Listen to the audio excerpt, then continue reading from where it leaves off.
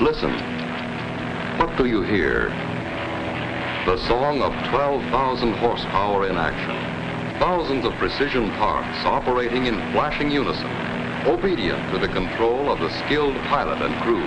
Yet it takes a nightmarish panel of sensitive and complicated instruments and controls to adjust the power output for changing loads, speeds, and conditions in flight.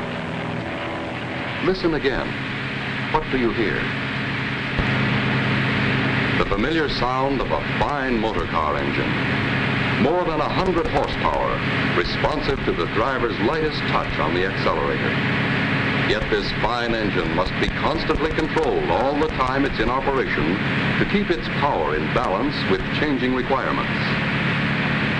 Again, what do you hear?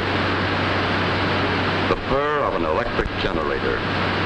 As electrical power loads vary, as conditions vary, throughout the minutes, hours, days, weeks, and months, so must the power be regulated by watchful operators to keep the generator turning at constant speed. What do you hear? You guessed it. The beating of a human heart, one of the most amazing machines on Earth.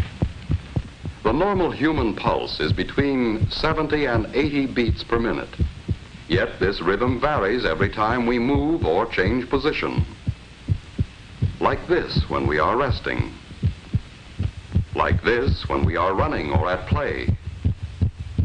And changing too with our emotions when we are happy, angry, or frightened.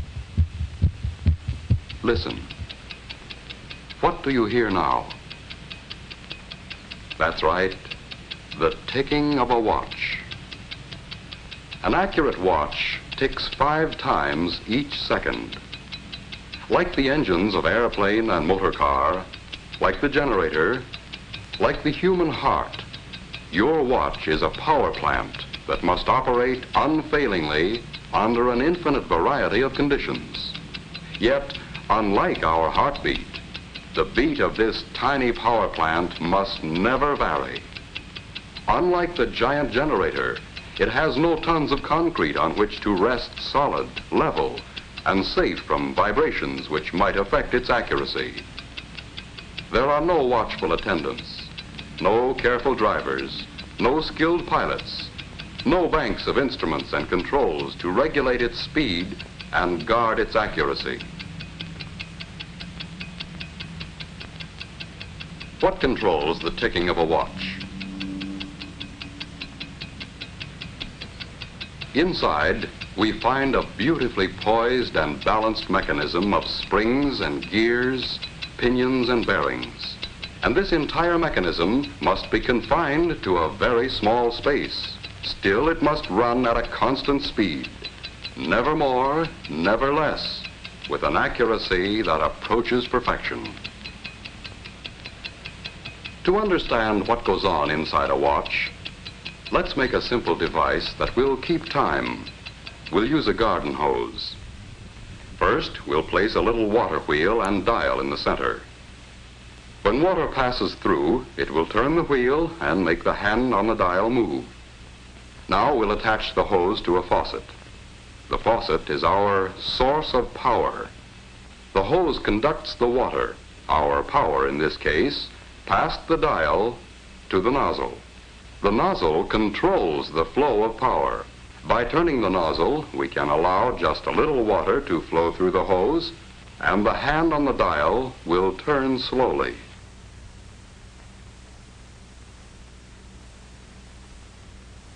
By opening the nozzle wider, we allow a heavy stream of water to flow through the hose, and the hand on the dial turns faster.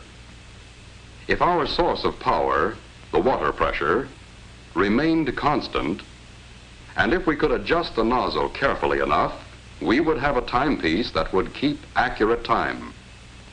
Here, in a greatly simplified form, we have the 4 elements needed in every timepiece: a source of energy or power, a means of transmitting power, a dial to record the flow of power, and a way to control the power.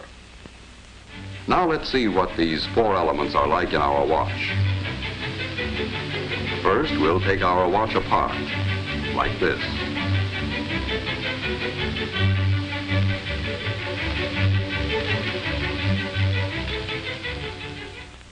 We'll begin with this part, the mainspring and barrel assembly. And so we can see everything that goes on inside, let's use giant parts to make a watch model. This is the mainspring, and it lives inside the mainspring barrel. The mainspring is the power plant of the watch, the source of power, like the faucet in our water clock. By winding the spring, we can store up energy. Here is a winding stem with gears and a click to keep the spring from unwinding. And here is the unit that controls the flow of power, like the nozzle on our hose. It is called the balance wheel and hairspring assembly. It consists of the balance wheel, hairspring, balance staff or axle. Fastened to the balance staff is a part called a roller. To the roller is attached an upright jewel pin. Let's see how these work together. A push on the jewel pin will start the balance wheel moving, and more pushes will keep it moving.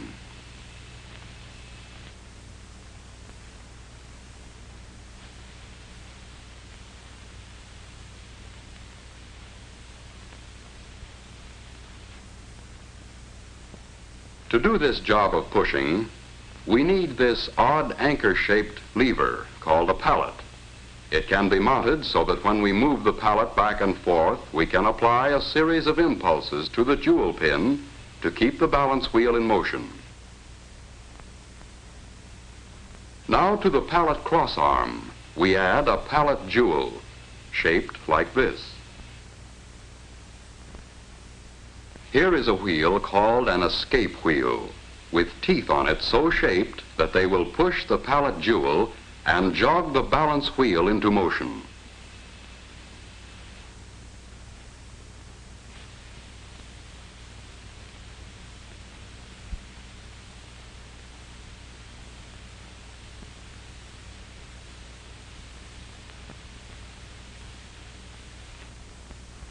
Now we'll use the energy stored up in our mainspring to drive the escape wheel. As the mainspring uncoils, it causes the barrel to rotate with it. That didn't last long, did it? Let's try it again. Once things get started, there's nothing to stop them. What we need now is a way of holding the power in check, releasing it a little at a time just when it's needed. Another pallet jewel at the other end of the pallet crossarm will do the trick. Just as the first pallet jewel gets a push from the escape wheel, the second pallet jewel locks against another tooth of the escape wheel to hold the power of the mainspring in check. But the balance wheel keeps swinging, and the jewel pin moves the fork end of the pallet until the escape wheel is again unlocked. But when we connect the mainspring directly to the escape wheel, the power is soon exhausted. In an actual watch, it would last only a few seconds. What we need is a way to stretch the power so it will last for more than a day. In our water clock, we used a hose to transmit power from the faucet to the nozzle. We also need a way to transmit power here. So let's add a system of gears and wheels. We'll stretch them out in a line instead of in their usual closely confined location in a watch. Look at the gears a moment and see what they do. First, a small partial turning of the mainspring barrel drives the center wheel a complete revolution.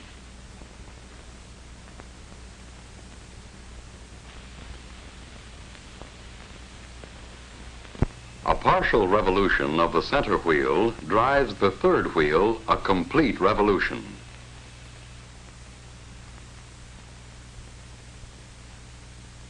and this in turn drives the fourth wheel much further. As a result, a few turns of the mainspring barrel, driven by the mainspring, will drive the escape wheel many, many revolutions, enough to last a full day and longer.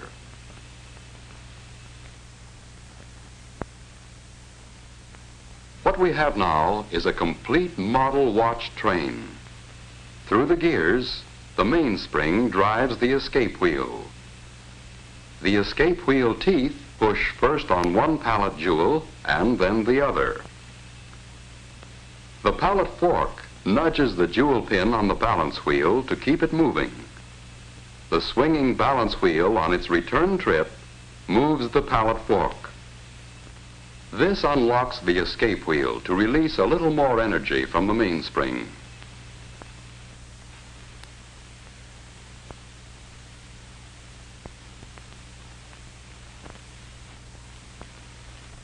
Back and forth, the balance wheel swings, controlled by its small coiled spring, the hairspring, in perfect rhythm.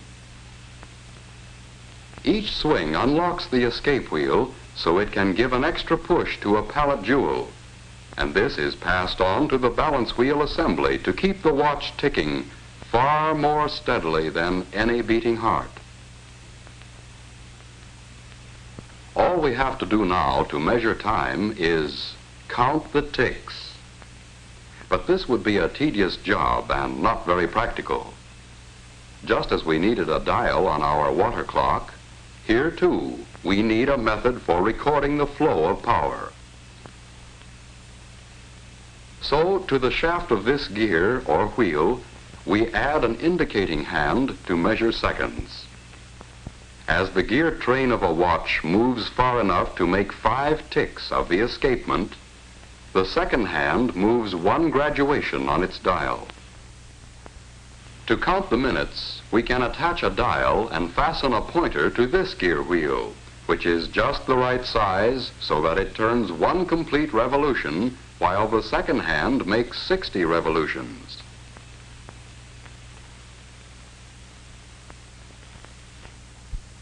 And to count the hours, we can have another pointer geared just so, to move 1 complete revolution every 12 hours. The second hand makes a complete revolution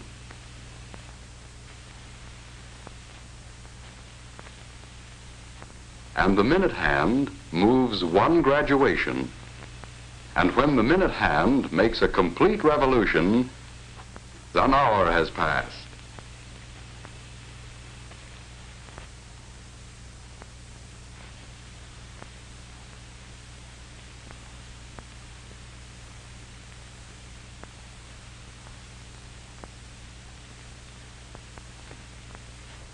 Now we can tell what time it is. But a gear train all strung out like this is a long way from an actual watch.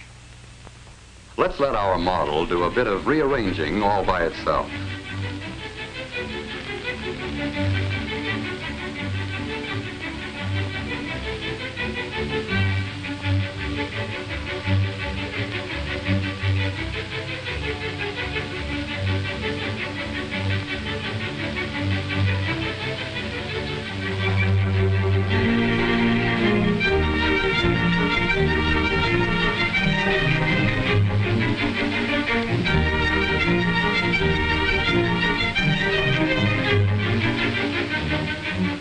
Now we know what time it is and how and why we know. A fine watch itself is, of course, a compact precision mechanism with parts miraculously small and fashioned by craftsmen with incredible accuracy. But the basic principles are those we have just seen, frequently applied on a scale almost microscopic to produce the world's most accurate, portable measuring instrument. In a truly fine watch, there are many things which make possible the accurate control and release of power. Jewels, for example. Many people correctly believe jewels increase the value of a watch. They increase the value all right, but not by being ornamental. Jewels are in a watch strictly for business. They add to the value only when correctly placed and used. They are the bearings which lessen friction, increase the regularity of the running, and greatly extend a watch's life of dependable service. Harder than the finest steel, these tiny surfaces are finished so smoothly they reflect images like a camera lens. And working with oil, it takes a drop no larger than a pinhead for the entire watch. There is almost no friction. If any single part of a watch can be called more important, it's the hairspring. It absorbs and gives out an equal amount of force with each beat or swing at regular intervals. In a fine watch, the hairspring has uniform thickness throughout its whole length, is polished to a mirror-like finish, and made of metal relatively unaffected by magnetism or changes in temperature. It can be apparently distorted, but it always returns to perfect shape. Hairsprings are overcoiled, like we see here, to allow the spring to breathe evenly. Were this not done, the spring would coil and uncoil unevenly, fluff out on one side, and interfere with the accuracy of the watch. Because a watch is required to run in any position, to be accurate, the balance wheel must be perfectly balanced in any position. This is done by poising. The wheel is poised when there is no effect of the pull of gravity reflected in its action on the knife-like edges of the instrument which checks it. With perfect poising, and with the hairspring centered on the balance wheel, it runs accurately in any position all the time. And it's the same with all the parts. The tiny screws, scarcely larger than a speck of dust. The exceedingly small shafts. The precisely made gears and pinions. The sturdy nickel-silver plates and bridges. Every part is made with utmost precision. Precision which approaches perfection. When we look at the almost invisible parts, understand what they are required to do, realize the uncanny skill needed to make a fine watch, we can easily understand why it is a masterpiece of precision and accuracy. Here is a truly wonderful mechanism. With it, you can accurately measure the passing of time and record that passing for your use and convenience. But this mighty little servant is a creation of beauty, too. A precious possession to be worn with pride and confidence every day, every week, every month, year after year. Listen. What do you hear? It's the ticking of a fine watch. Wherever you go, whatever you do, America's fine watch ticks steadily, accurately on. 5 ticks every second.